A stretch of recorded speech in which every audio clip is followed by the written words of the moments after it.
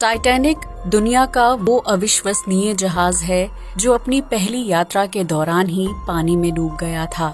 इस जहाज ने साल 1912 से लेकर 2023 तक हर पल लोगों का ध्यान अपनी तरफ आकर्षित किया है, जिसके बनने से लेकर डूबने तक की कहानी बहुत ही रोमांचक थी। लेकिन इन दिनों टाइटैनिक एक दूसरी वजह से सुर्खियों में है, क्योंकि इस जहाज के मलबे को देखने गए 5 लोग रहस्यमयी ढंग से गायब हो गए थे और अब उन्हें मृत घोषित कर दिया गया है। क्या टाइटैनिक महज एक जहाज था या फिर ये जिंदा लोगों को कब्र तक पहुंचाने वाली एक रहस्यमयी वस्तु है, जिसने दुनिया भर के लोगों को एक बार फिर खौफ ज़दा कर दिया है। टाइटैनिक और उसका डरावना इतिहास। साल 1912 में जब टाइटैनिक अपने पहले सफर पर निकला था, तो उस वक्त धरती पर आपका और हमारा जन्म नहीं हुआ था। लेकिन इस जहाज के किस्से कहानियां किताबों से लेकर हॉलीवुड फिल्मों में देखने को मिलते हैं, जिसके तहत आपने फिल्म टाइटैनिक तो जरूर देखी होगी। इसमें हीरो हीरोइन के बीच जहाज पर रोमांस से लेकर जहाज का सफर शुरू होने और उसके डूबने तक की कहानी को विस्तार से दिखाया गया है, जिसकी वजह से आज की युवा पीढ़ी भी खुद को टाइटैनिक से जोड़कर देख पाती है। कहा जाता है कि टाइटैनिक अपने दौर का बहुत ही शानदार और विशालकाय जहाज था, जिसे स्टील और लोहे का इस्तेमाल करके बनाया गया था और उसकी ऊंचाई एक बहुमंजिला इमारत जितनी थी। टाइटैनिक अपने सफर से पहले ही इंग्लैंड से लेकर अमेरिका तक प्रसिद्ध हो चुका था, जिसमें सफर करने की चाहत हर इंसान की थी। उस दौर में ज्यादातर यात्राएं समुद्री रास्ते के जरिए पूरी की जाती थीं, जिसके लिए अलग अलग तरह के जहाज थे। लेकिन जब टाइटैनिक बनकर तैयार हुआ, तो उसका लग्जरी लुक और डिजाइन देखते ही आंखों को खुश कर देता था।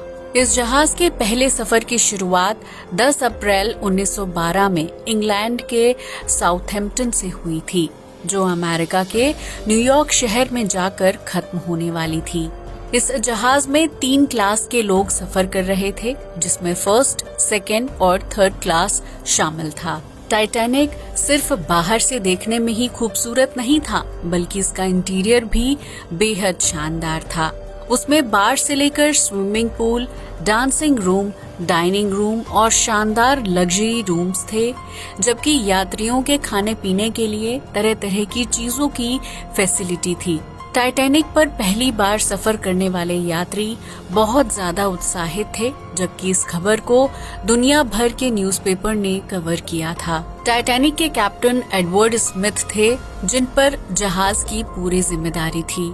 ये जहाज 2240 यात्रियों और क्रू मेंबर्स के साथ बंदरगाह से अपने पहले सफर पर रवाना हो गया था, जिसमें हंसी खुशी का माहौल था और हर कोई इस सफर को एंजॉय कर रहा था। इस तरह 2 दिन तक का वक्त गुजर गया और टाइटैनिक अटलांटिक महासागर में प्रवेश कर गया, जहां का तापमान बेहद ठंडा और जमा देने वाला था। 14 अप्रैल 1912 को टाइटैनिक काफी तेज स्पीड के साथ आगे बढ़ रहा था, जबकि जहाज में सफर कर रहे ज्यादातर यात्री गहरी नींद में सो रहे थे।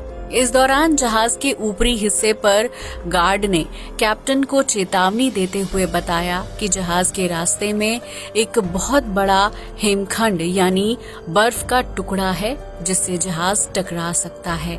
लेकिन जब तक कैप्टन स्मिथ जहाज की गति कम करने या फिर उसकी दिशा बदलने की कोशिश करते, तब तक टाइटैनिक हिमखंड के बेहद नजदीक पहुंच गया था, जबकि उसका एक हिस्सा बर्फ से जा टकराया। इस टक्कर की वजह से टाइटैनिक के उस हिस्से में छेद हो गया और समुद्र का पानी तेजी से जहाज के अंदर भरने लगा, जिसकी वजह से जहाज में अचानक से अफरा तफरी का माहौल पैदा हो गया और लोग अपनी जान बचाने के लिए इधर उधर भागने लगे थे।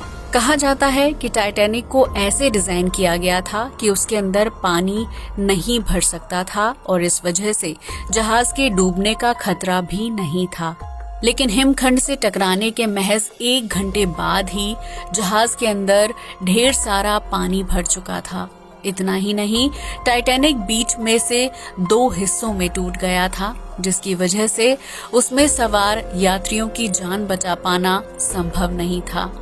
फिर भी जहाज में जितनी लाइफ बोट्स थीं, उसमें यात्रियों को बिठाकर सुरक्षित बाहर निकालने की कोशिश की जा रही थी। लेकिन अफरा तफरी के माहौल में ज्यादातर लाइफ बोट्स कम लोगों को लेकर ही पानी में उतर गई थीं, जिसकी वजह से 1500 से ज्यादा लोगों ने इस हादसे में अपनी जान गंवा दी थी।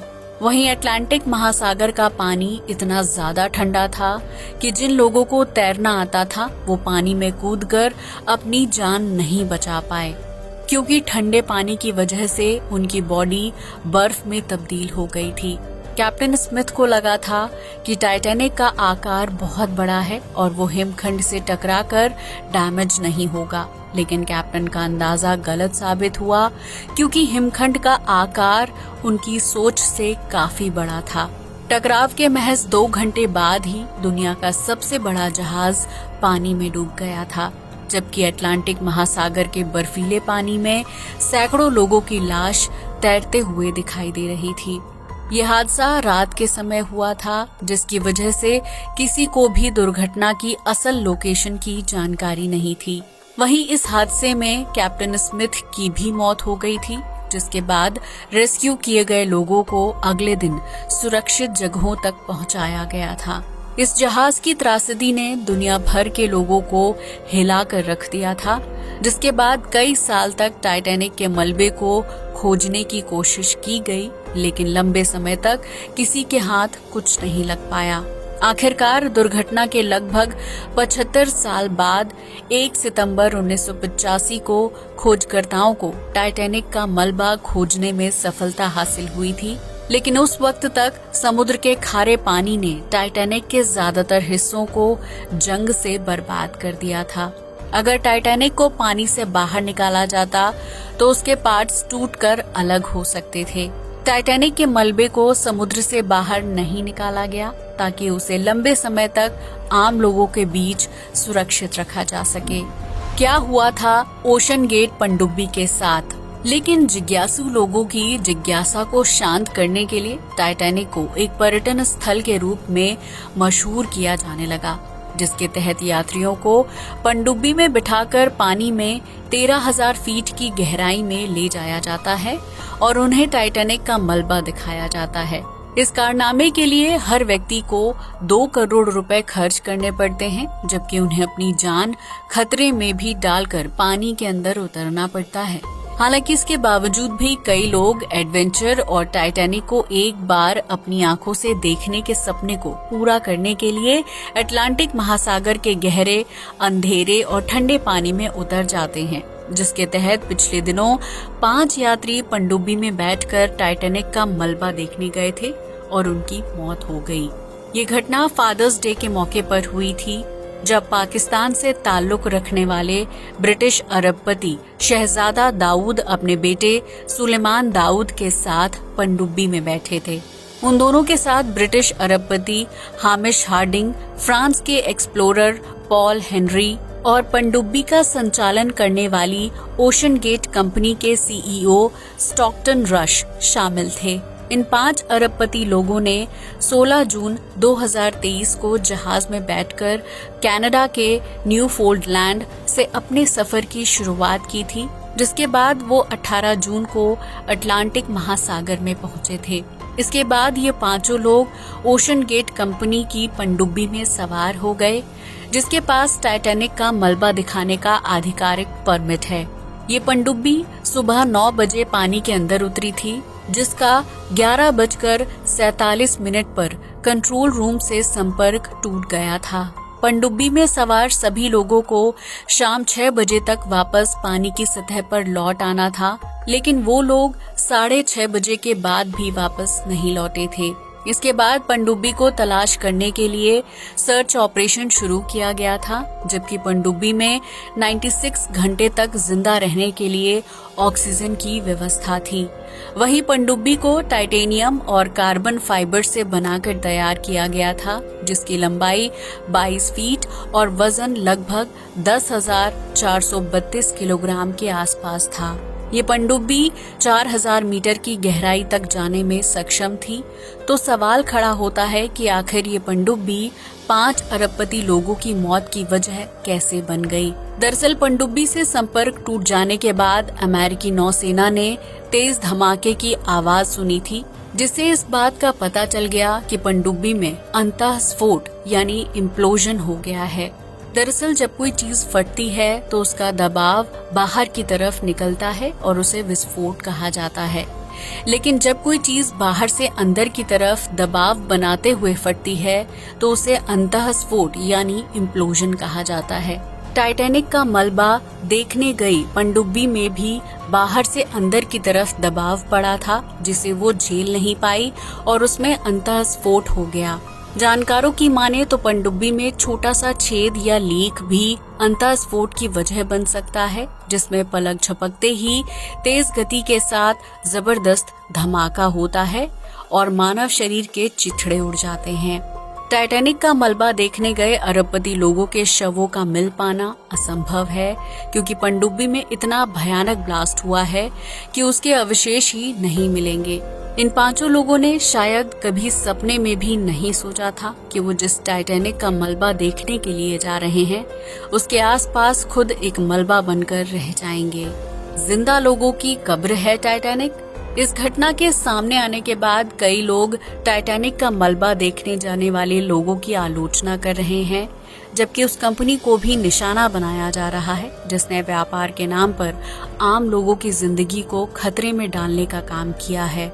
ऐसा पहली बार नहीं है जब पर्यटक पनडुब्बी में बैठकर टाइटैनिक का मलबा देखने गए हैं, लेकिन इस तरह का हादसा अब तक नहीं हुआ है। हालांकि कई लोग टाइटैनिक को मनहूस और जिंदा इंसानों को कब्र में तब्दील करने वाला जहाज मानते हैं।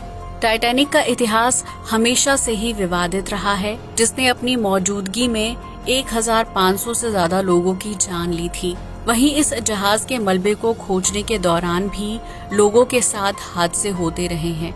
वहीं अब इस जहाज के मलबे को देखने गए 5 लोगों की दुखद मृत्यु हो गई है। टाइटैनिक का मलबा देखने जाने वाले गोताखोर माइकल हैरिस का कहना है कि समुद्र की गहराई में ऑक्सीजन लेवल गिरने लगता है, जबकि पानी का दबाव बढ़ने लगता है। मानव शरीर के साथ कुछ भी हो सकता है और टाइटैनिक का मलबा देखने का एडवेंचर पल भर में मौत की वजह बन सकता है। हैरिस खुद 13 साल की उम्र में अपने पिता के साथ टाइटैनिक का मलबा देखने गए थे, लेकिन पनडुब्बी में ऑक्सीजन की कमी की वजह से हैरिस बेहोश हो गए थे। हालांकि उनके पिता और पनडुब्बी के पायलट को बेहोशी नहीं आई और वो समय रहते पानी से बाहर निकल गए थे, वरना उनके साथ भी भयानक हादसा हो सकता था। तो दोस्तों, अब तो आप समझ ही गए होंगे कि टाइटैनिक को जिंदा लोगों की कब्र क्यों कहा जाता है और इसका मलबा देखने गए 5 लोगों के साथ क्या हुआ था। आज के लिए बस इतना ही। जय हिंद दोस्तों।